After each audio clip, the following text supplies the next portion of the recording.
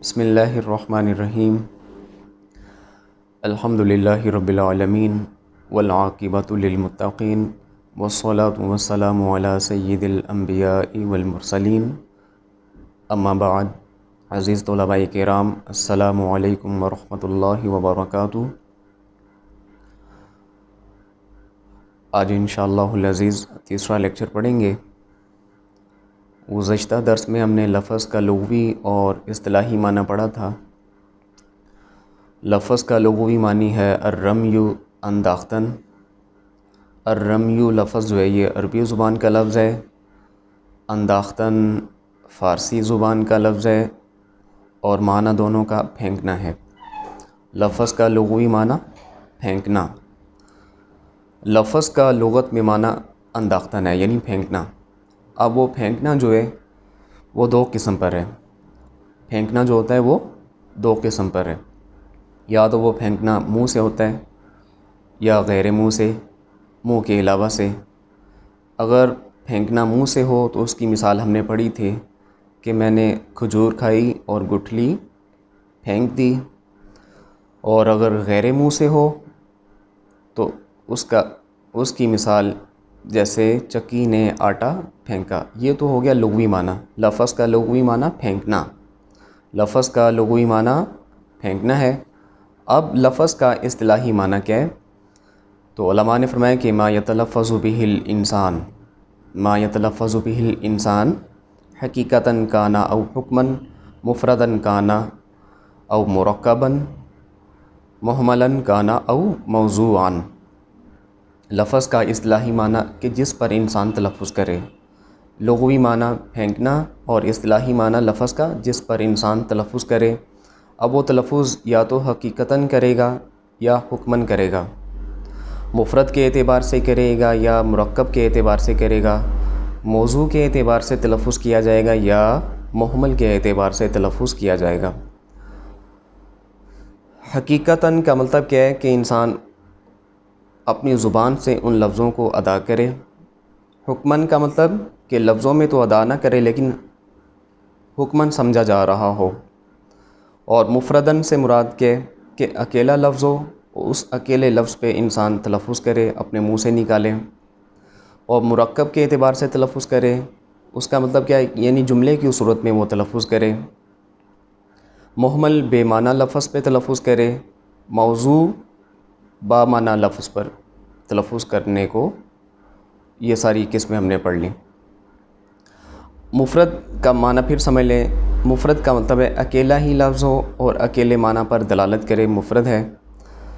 اور مرکب دو یا دو سے زیادہ الفاظ کے مجموعے کو کہا جاتا ہے مرکب۔ اب یاد رکھیں کہ مرکب میں ہمیشہ تین چیزیں ہوتی ہیں۔ لفظ دو سے زیادہ ہوتے ہیں اور ہر لفظ اپنے معنی پر دلالت بھی کرتا ہے، اور ہر لفظ اپنے معنی پر دلالت کرنے کے ساتھ ساتھ اس کا انسان اس دلالت کا ارادہ بھی کرتا ہے۔ یہ گزشتہ درس کا خلاصہ ہو گیا۔ آج ہم پڑھیں گے قول لفظ کے حوالے سے۔ قول کا معنی کیا ہے؟ لغت میں قول کا معنی ہے بات، گفتگو۔ اب یاد رکھو کہ انسان جو بھی بات کرتا ہے وہ بات دو حال سے خالی نہیں ہوتی۔ انسان جو بھی بات کرتا ہے وہ دو حال سے خالی نہیں ہوتی۔ جب بھی انسان بات کرتا ہے وہ بات سب سے پہلے اس کے ذہن میں آتی ہے، پھر وہ اس پر تلفظ کرتا ہے۔ تو ذہن میں جو بات آئے اسے کہتے ہیں قول معقول۔ قول معقول، ذہن میں جو بات آئے اس بات کو قول معقول کہا جائے گا، اور جب اسی بات پر انسان تلفظ کر لے تو اس تلفظ کی ہوئی بات پہ جو بات ہوتی ہے اسے کہتے ہیں قول ملفوظ۔ قول ملفوظ، بات جب بھی انسان کرتا ہے سب سے پہلے وہ بات اس کے ذہن میں آتی ہے، پھر وہ زبان پہ آتی ہے۔ تو جب بات ذہن میں آئے، ذہن میں آئی ہوئی بات کو قول معقول کہا جائے گا، اور جب وہ بات زبان سے ادا ہو جائے تو اس بات کو قول ملفوظ کہا جائے گا۔ معقول عقل سے ہے یعنی عقل میں آئی ہوئی بات، ذہن میں آئی ہوئی بات۔ ملفوظ لفظ سے ہے تو لفظوں میں ادا ہوئی ہوئی بات کو قول ملفوظ کہہ دیا جاتا ہے۔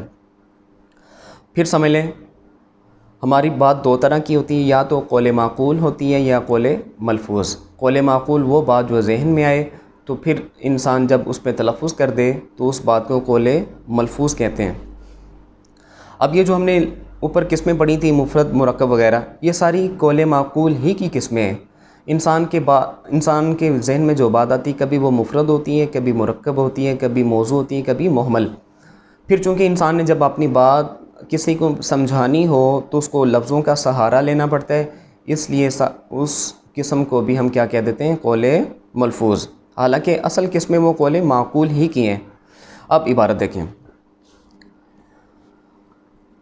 تیسرا لیکچر لفظ قول آج کا موضوع ہے۔ لفظ قول کے بارے علماء نے فرمایا کہ ہماری بات دو طرح کی ہوتی ہے، یا قول معقول ہوگی یا قول ملفوظ ہوگی۔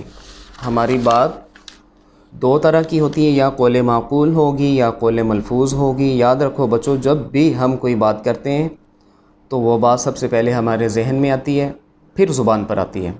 تو جو بات ذہن میں آئے اسے قول معقول کہہ دیتے ہیں، اور جب بات ذہن میں جو آئی تھی جب زبان پر آ جائے، جب ہم اسے زبان سے ادا کر دیں تو اسے قول ملفوظ کہتے ہیں۔